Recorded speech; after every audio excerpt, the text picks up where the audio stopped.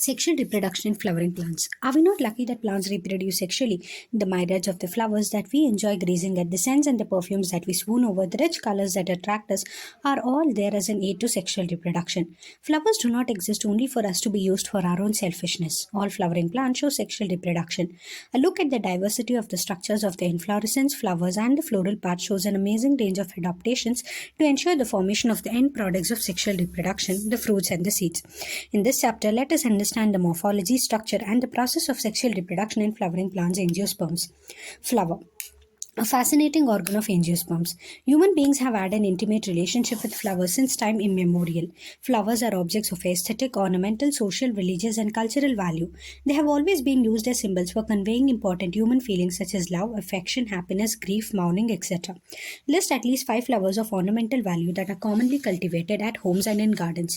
Find out the names of 5 more flowers that are used in social and cultural celebrations in your family. Have you heard of floriculture? What does it refer to? For biologists, flowers are the morphological and the embryological marvels and the site of sexual reproduction. In earlier classes, you have read the various parts of a flower. Figure 1.1 will help you recall the parts of a typical flower. Can you name the 2 parts in a flower in which the 2 most important units of sexual reproduction develop? Pre-fertilization, structures and events. Much before the actual flower is seen on a plant, the decision that a plant is going to flower has taken place. Several hormonal and structural changes are initiated which lead to the differentiation and further development of the floral primordium. Inflorescences are formed which bear the floral buds and then the flowers. In the flower, the male and the female reproductive structures, the androecium and the gynoecium, differentiate and develop.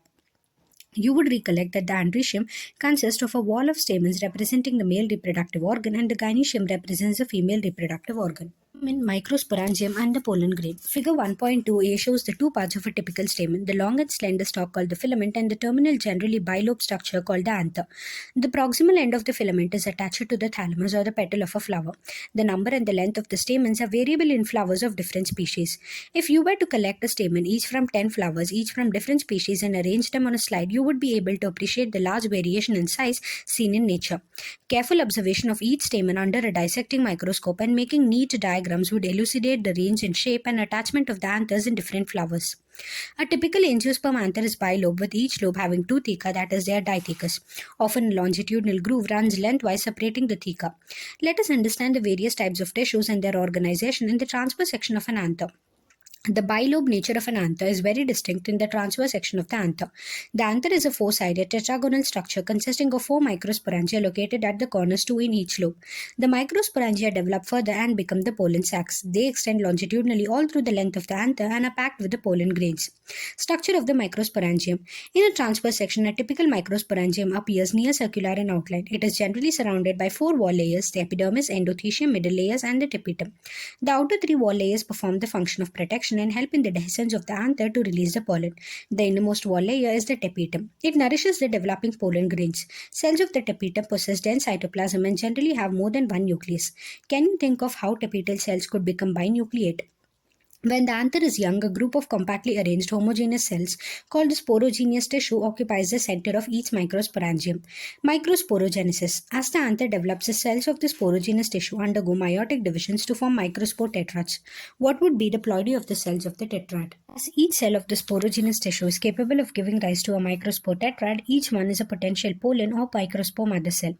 The process of formation of the microspores from a pollen mother cells PMC through meiosis is called microsporogenesis. The microspores as they are formed are arranged in the cluster of 4 cells, the microspore tetrad.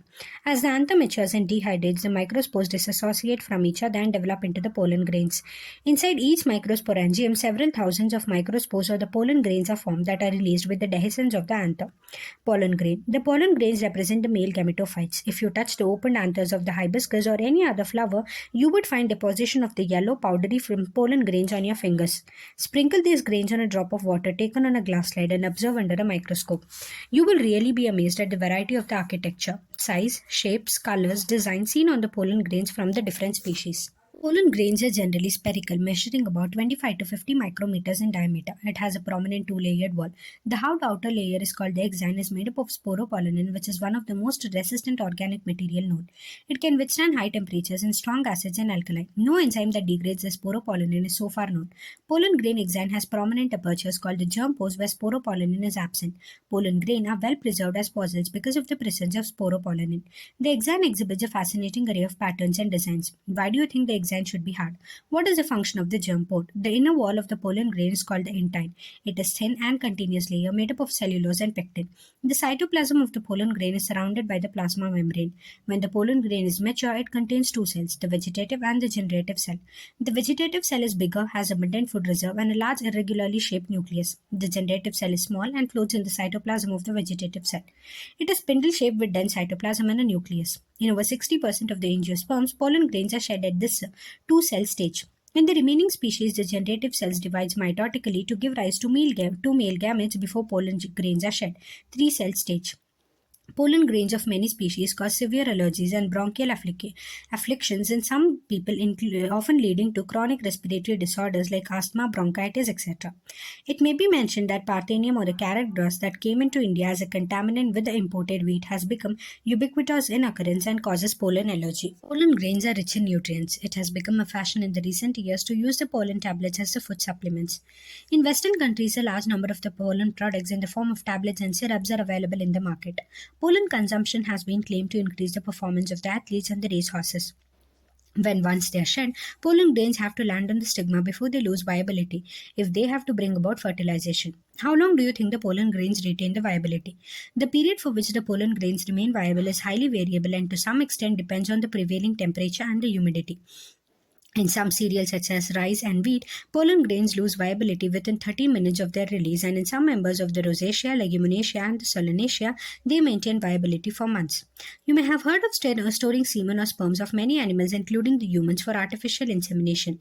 It is possible to store the pollen grains of a large number of species for years in liquid nitrogen at minus 196 degrees Celsius. Such stored pollen can be used as pollen banks similar to the seed banks in the crop breeding programs. The pistil, megasporangium, ovule, and the embryo sac. The gynoecium represents the female reproductive part of the flower. The gynoecium may consist of a single pistil, monocarpellary, or have more than one pistil, multicarpellary. When there are more than one, the pistils may be fused, syncarpous, or they may be free, apocarpous. Each pistil has three parts, the stigma, style, and the ovary. The stigma serves as a landing platform for the pollen grains. The style is an elongated, slender part beneath the stigma. The basal bulged part of the pistil is the ovary. Inside the ovary is the ovarian cavity, the locule. The placenta is located inside the ovarian cavity. Recall the definition and types of placentation that you studied in class 11th. Arising from the placenta are the megasporangia, commonly called the ovules. Number of ovules in each ovary may be one. Example is wheat, paddy, mango, or too many like papaya, watermelon, orchids. The megasporangium ovule. Let us familiarize ourselves with the structure of the typical angiosperm ovule. The ovule is a small structure attached to the placenta by means of a stalk called funicle. The body of the ovule fuses with the funicle in the region called hilum. Thus, hilum represents the junction between the ovule and the funicle. Each ovule has one or two protective envelopes called the integuments. Integuments encircle the nucellus except at the tip where a small opening called the micropyle is organized. Opposite the micropylar end is the chalaza representing the basal part of the ovule. Enclosed within the integuments is a mass of cell called the nucellus. Cells of the nucellus have abundant reserve food materials. Located in the nucellus is the embryo sac or the female gametophyte. An ovule generally has a single embryo sac formed from a megaspore. Megasporogenesis. The process of formation of the megaspores from the megaspore mother cell is called megasporogenesis. Ovules generally differentiate a single megaspore mother cells MMC in the micropylar region of the nucellus. It is a large cell containing dense cytoplasm and a prominent nucleus. The microspore mother cells undergoes meiotic division. What is the importance of the microspore mother cells undergoing meiosis? Meiosis results in the production of the four megaspores, female gametophyte. In a majority of the flowering plants, one of the megaspores is functional while the other three degenerate. Only the functional megaspores develops into the female gametophyte embryo sac. This method of embryo sac formation from a single mother spore is called monosporic development. What will be the ploidy of the cells of the nucellus, the microspore mother cells, the functional megaspore, and the female gametophyte? Let us study about the formation of the embryo sac in detail. The nucleus of the functional megaspore divides mitotically to form two nuclei which move to the opposite poles, forming the two-nucleate embryo sac. Two more sequential mitotic nuclear divisions results in the formation of four nucleate and later the eight nucleate stages of the embryo sac. It is of interest to note that these mitotic divisions are strictly free nuclear, that is, nuclear divisions are not followed immediately by the cell wall formation. After the eight nuclear stage, the cell walls are laid down, leading to the organization of the typical female gametophyte or the embryo sac. Observe the distribution of the cells inside the embryo sac. Six of the eight nuclei are surrounded by the cell walls and organized into cells. The remaining two nuclei, called the polar nuclei, are situated below the egg apparatus in the large central cell. There is a characteristic distribution of the cells within the embryo sac. Three cells are grouped together at the micropylar end and constitute the egg apparatus. The egg apparatus in turn consists of two synergids and one egg cells. The synergids have special cellular thickenings at the micropylar tip called the filiform apparatus, which play an important role in guiding the pollen tube into the synergid. Three cells at the chalazal end are called the antipodals. The large central cell, as mentioned earlier, has two polar nuclei. There is a typical angiosperm embryo sac at maturity, though 8 nucleated is 7-celled. Pollination. In the preceding sections, you have learned that the female and the female gametes in the flowering plants are produced in the pollen grain and the embryo sac respectively. As both the types of the gametes are non-motile, they have to be brought together for fertilization to occur. How is this achieved? Pollination is a mechanism to achieve this objective. Transfer of the pollen grain shed from the anther to the stigma of a pistil is termed pollination. Flowering plants have evolved an amazing array of adaptations to achieve pollination. They make use of external agents to achieve pollination. Can you list the possible external agents? Kinds of pollination. Depending on the source of the pollen, pollination can be divided into three types. 1. Autogamy. In this type, pollination is achieved within the same flower. Transfer of the pollen grains from the anther to the stigma of the same flower. In a normal flower which opens and exposes the anthers and the stigma, complete autogamy is rather rare. Autogamy in such flowers requires synchrony in the pollen release and the stigma receptivity, and also anthers and the stigma should lie close to each other so that self-pollination can occur. Some plants such as the viola, common pansy, oxalis and commelina produce two types of flowers. Chasmogamous flowers, which are similar to flowers of other species with exposed anthers and stigma, and clistogamous flowers which do not open at all. In such flowers, the anthers and the stigma lie close to each other. When the anthers dehiscence in the flower buds, pollen grains come in contact with the stigma to effect pollination. Thus, clistogamous flowers are invariably autogamous as there is no chance of the cross pollen landing on the stigma. Clistogamous flowers produce assured seed set even in the absence of pollinator. Do you think that clistogamy is advantageous or disadvantageous to the plant? Why? Geitonogamy. Transfer of the pollen grains from the anther to the stigma of another flower of the same plant. Although geitonogamy is functionally cross-pollination involving a pollinating agent, genetically it is similar to autogamy since the pollen grains come from the same plant. Xenogamy. Transfer of the pollen grains from the anther to the stigma of the different plant. This is the only type of pollination which during pollination brings genetically different types of the pollen grains to the stigma. Agents of pollination. Plants use two abiotic wind and water and one biotic animal agents to achieve pollination. Majority of the plants use the biotic agents for pollination. Only a certain portion of the plants use abiotic agents. Pollen grains coming in contact with the stigma is a chance factor in both wind and water pollination. To compensate for this uncertainty, the associated laws of the pollen grains, the flower produce enormous amount of pollen when compared to the number of the ovules available for pollination. Pollination by wind is more common amongst abiotic pollinations. Wind pollination also requires that the pollen grains are light and non-sticky so that they can be transported in wind currents. They often possess well-exposed stamens so that the pollen grains are easily dispersed into wind currents, and a large, often feathery stigma to easily trap the airborne pollen grains. Wind-pollinated flowers often have a single ovule in each ovary and numerous flowers packed into an inflorescence. A familiar example is the corn cob. The tassels you see are nothing but the stigma and the style which wave in the wind to trap the pollen grains. Wind pollination is quite common in grasses. Pollination by water is quite rare in flowering plants and is limited to about 30 genera, mostly the monocotyledons. As against this, you could recall that water is a regular mode of transport for the male gametes among the lower plant groups such as algae, bryophytes and pteridophytes. It is believed, particularly for some bryophytes and pteridophytes, that their distribution is limited because of the need for water for the transport of the male gametes and fertilization. Some examples of the water-pollinated plants are Vallisneria and Hydrilla, which grown in fresh water, and several marine seagrasses such as Zostera. Not all aquatic plants use water for pollination. In a majority of the aquatic plants such as the water hyacinth and water lily, the flowers emerge above the level of the water and are pollinated by insects or winds, as in most of the land plants. In Vallisneria, the female flower flower reach the surface of the water by the long stalk, and the male flowers or the pollen grains are released on the surface of the water. They are carried passively by the water current. Some of them eventually reach the female flowers and the stigma. In another group of the water-pollinated flower plants, such as the sea grasses, female flowers remain submerged in water and the pollen grains are released inside the water. Pollen grains in many such species are long, ribbon-like, and they are carried passively inside the water. Some of them reach the stigma and achieve pollination. In most of the water pollinated species, pollen grains are protected from wetting by mucilaginous covering. Both wind and water pollinated flowers are not very colorful and do not produce nectar. What would be the reason for this? Majority of the flowering plants use a range of the animals as pollinating agents: bees, butterflies, flies, beetles, wasps, ants, moths, birds, sunbirds, and hummingbirds, and bats are the common pollinating agents. Among the animals, insects, particularly the bees, are the dominant biotic pollinating agents. Even larger animals such as some primates like lemurs, arboreal tree-dwelling rodents, or even reptiles like the gecko resulted the garden lizard have also been reported as pollinators in some species. Often flowers of animal pollinated plants are specifically adopted for a particular species of animal.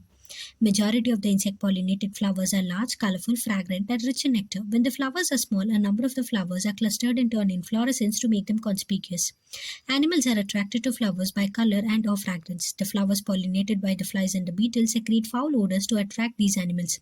To sustain animal visits, the flowers have to provide rewards to the animals. Nectar and pollen grains are the usual floral rewards. For harvesting the reward from the flower, the animal visitor comes in contact with the anthers and the stigma. The body of the animal gets a coating of the pollen grains, which are generally sticky in animal pollinated flowers. When the animal carrying the pollen on its body comes in contact with the stigma, it brings about pollination. In some species, floral rewards are in providing safe places to lay the eggs. An example is that of the tallest flower of Amorphophallus. The flower itself is about 6 feet in height. A similar relationship exists between the species of moth and the plant yucca, where both the species moth and the plant cannot complete their life cycles without each other. The moth deposits its eggs in the locule of the ovary, and the flower in turn gets pollinated by the moth. The larvae of the moth come out of the eggs as the seeds start developing. Why don't you observe some flowers of the following plants or any others available to you: cucumber, mango, people, coriander, papaya, onion, lobia, cotton, tobacco, rose, lemon, eucalyptus, banana. Try to find out which animals visit them and whether they could be pollinators. You'll have to patiently observe the flowers over a few days and at different times of the day. You could also try to see whether there is any correlation in the characteristics of the flower to the animal that visits it. Carefully observe if any of the visitors come in contact with the anthers and the stigma, as only such visitors can bring about pollination. Many insects may consume the pollen or the nectar without bringing about pollination. Such floral visitors are referred to as the pollen or the nectar robbers. You may or may not be able to identify the pollinators, but you will surely enjoy your efforts. Outbreeding devices. Majority of the flowering plants produce hermaphrodite flowers, and pollen grains are likely to come in contact with the stigma of the same flower.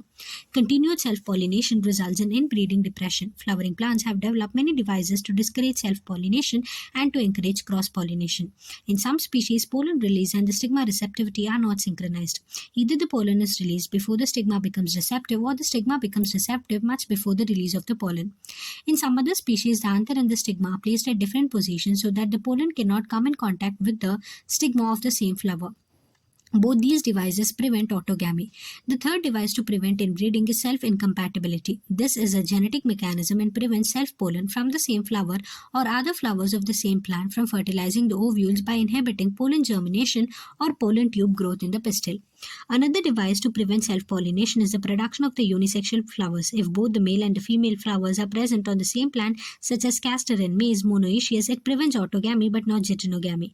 In several species such as papaya, male and the female flowers are present on different plants, that is, each plant is either male or female, dioecious. This condition prevents both autogamy and geitonogamy. Pollen-pistil interaction. Pollination does not guarantee the transfer of the right type of the pollen. Compatible pollen of the same species are on as the stigma. Often pollen of the wrong type, either from the other species or from the same plant, that if it is self-incompatible, also land on the stigma. The pistil has the ability to recognize the pollen, whether it is of the right type, compatible, or of the wrong type, incompatible. If it is of the right type, the pistil accepts the pollen and promotes post-pollination events that leads to fertilization. If the pollen is of the wrong type, the pistil rejects the pollen by preventing the pollen germination on the stigma or the pollen tube growth in the style. The ability of the pistil to recognize the pollen followed by its acceptance or rejection is a result of the continuous dialogue between the pollen grain and the pistil. This dialogue is mediated by the chemical components of the pollen interacting with those of the pistil. It is only in the recent years that botanists have been able to identify some of the pollen and the pistil components and the interactions leading to the recognition followed by acceptance or rejection. As mentioned earlier, following compatible pollination, the pollen grain germinates on the stigma to produce a pollen tube through one of the germ pores. The content of the pollen grain move into the pollen tube. Pollen tube grows through the tissues of the stigma and the style and reaches the ovary. You would recall that in some plants, pollen grains are shed at two-cell condition, a vegetative cell and a generative cell. In such plants, the generative cells divides and forms the two male gametes during the growth of the pollen tube in the stigma. In plants which shed the pollen in the three-cell condition, pollen tubes carry the two male gametes from the beginning. Pollen tube, after reaching the ovaries, enter the ovules through the micropyle and then enters one of the synergids through the filiform apparatus.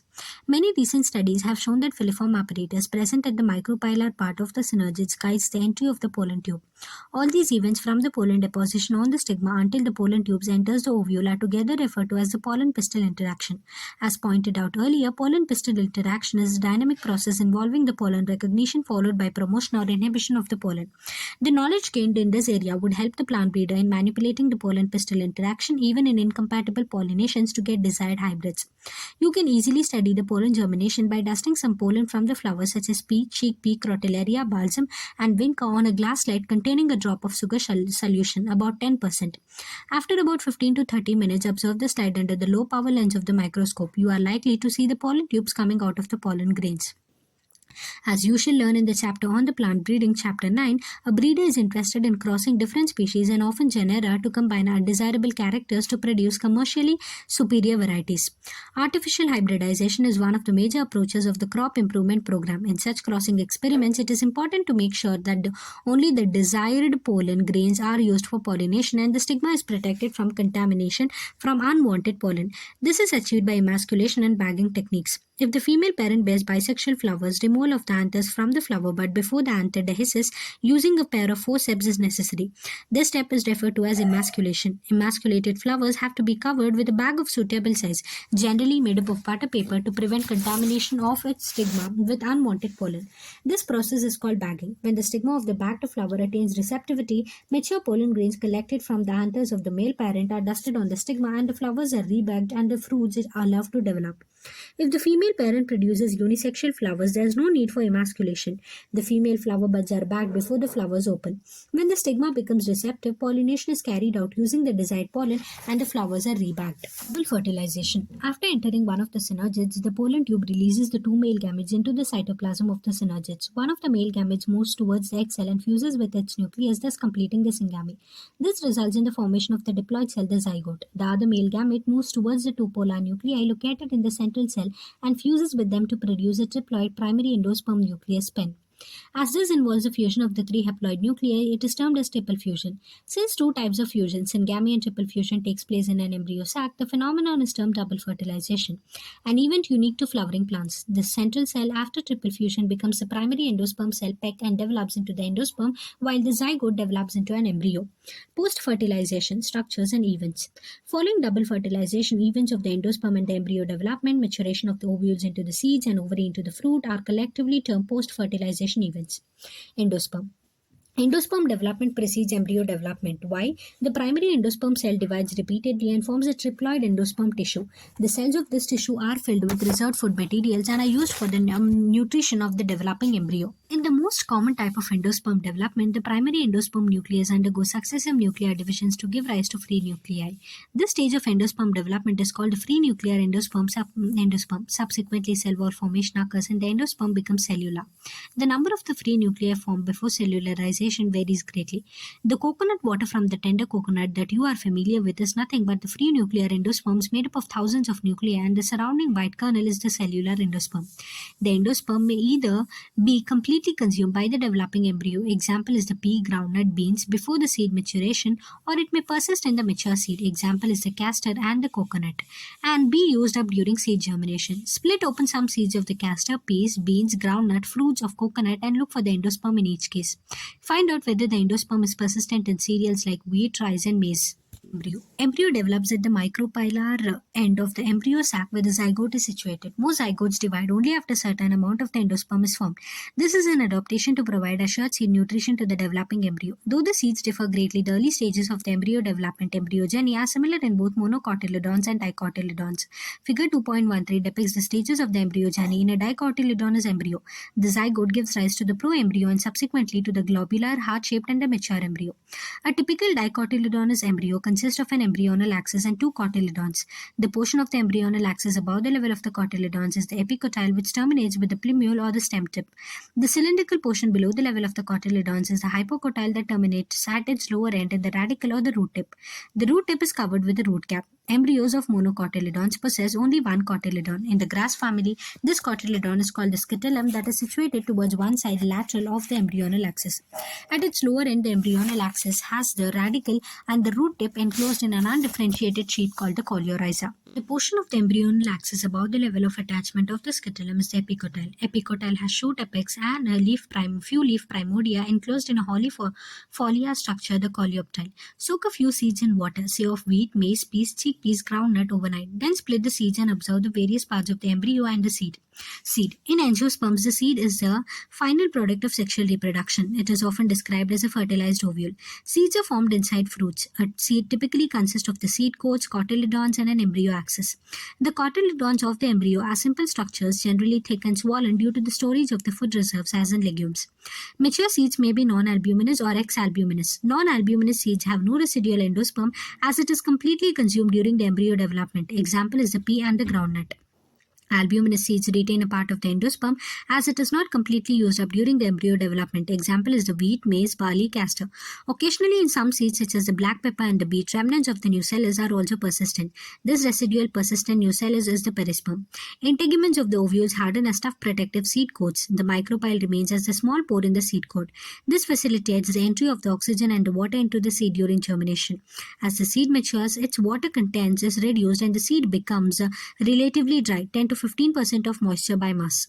The general metabolic activity of the embryo slows down. The embryo may either enter a state of inactivity called dormancy, or if favorable conditions are available like adequate moisture, oxygen and suitable temperature, they germinate. As ovules mature into the seeds, the ovary develops into the fruit. That is, the transformation of the ovules into the seeds and the ovary into the fruit proceeds simultaneously. The wall of the ovary develops into the wall of the fruit called the pericarp. The fruits may be fleshy as in guava, orange, mango, etc., or may be dry as in groundnut and mustard, etc. Many fruits have evolved mechanism for the dispersal of the seeds. Recall the classification of the fruits and the dispersal mechanisms that you have studied in earlier classes. Is there any relationship between the number of the ovules in an ovary and the number of seeds present in a fruit? In most plants, by the time the fruit develops from the ovary, other floral parts degenerate and fall off.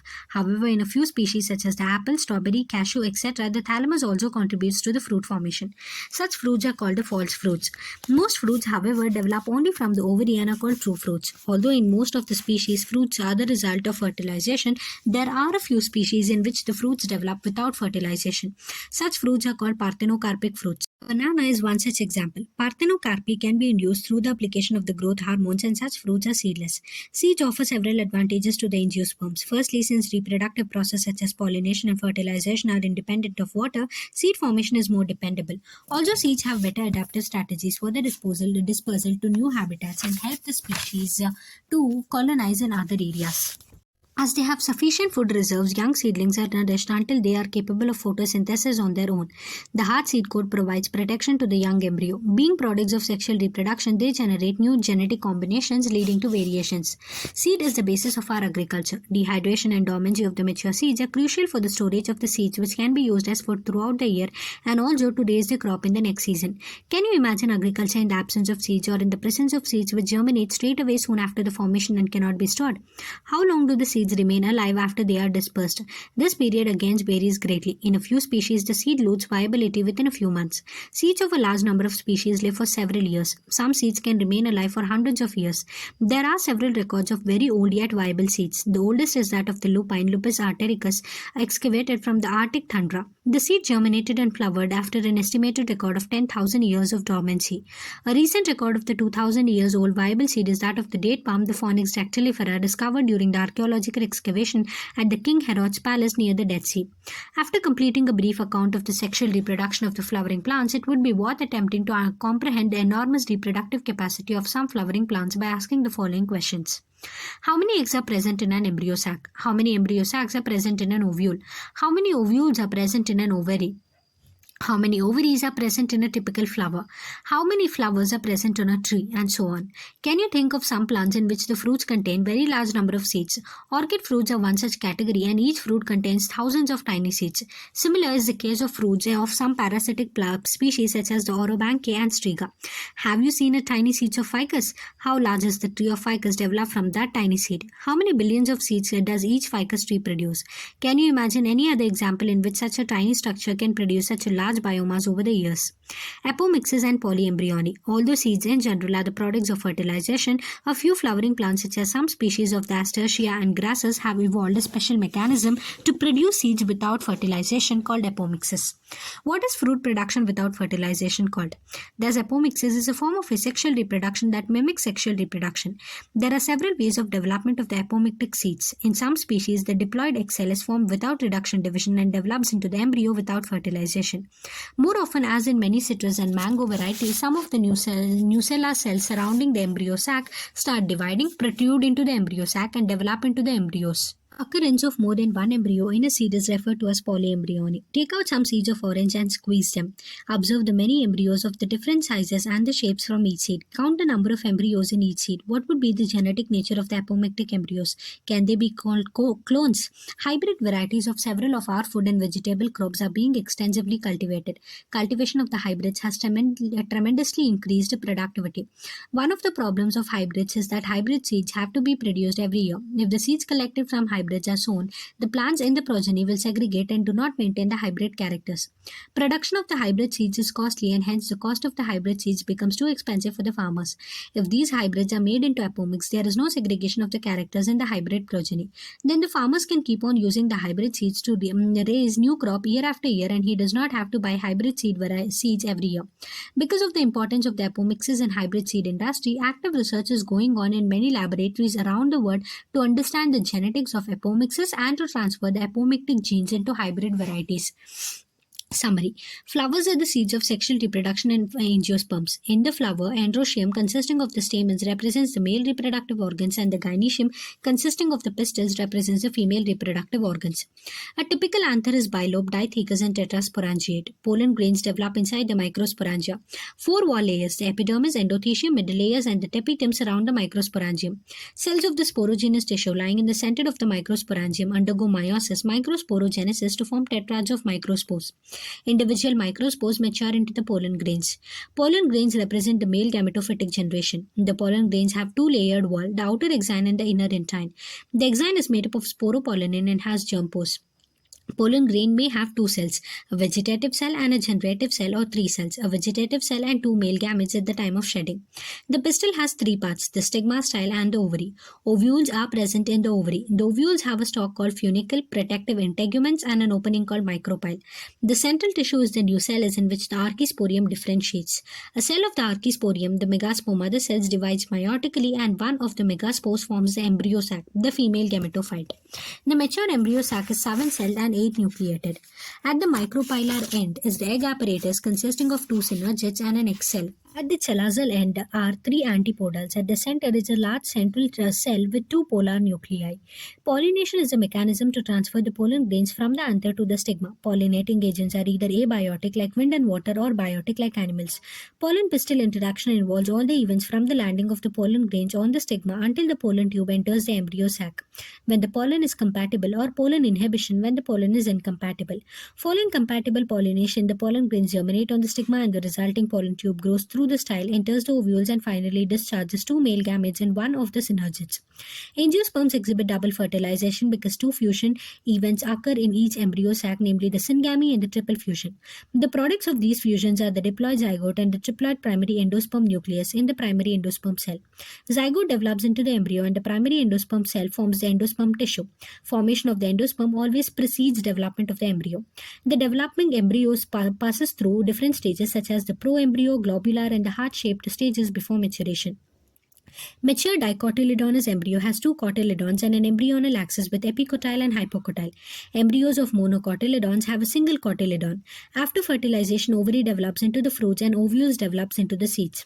A phenomenon called apomixis is found in some angiosperms, particularly in the grasses. It results in the formation of the seeds without fertilization. Apomix have several advantages in horticulture and agriculture. Some angiosperms produce more than one embryo in their seed. This phenomenon is called polyembryony. Thank you.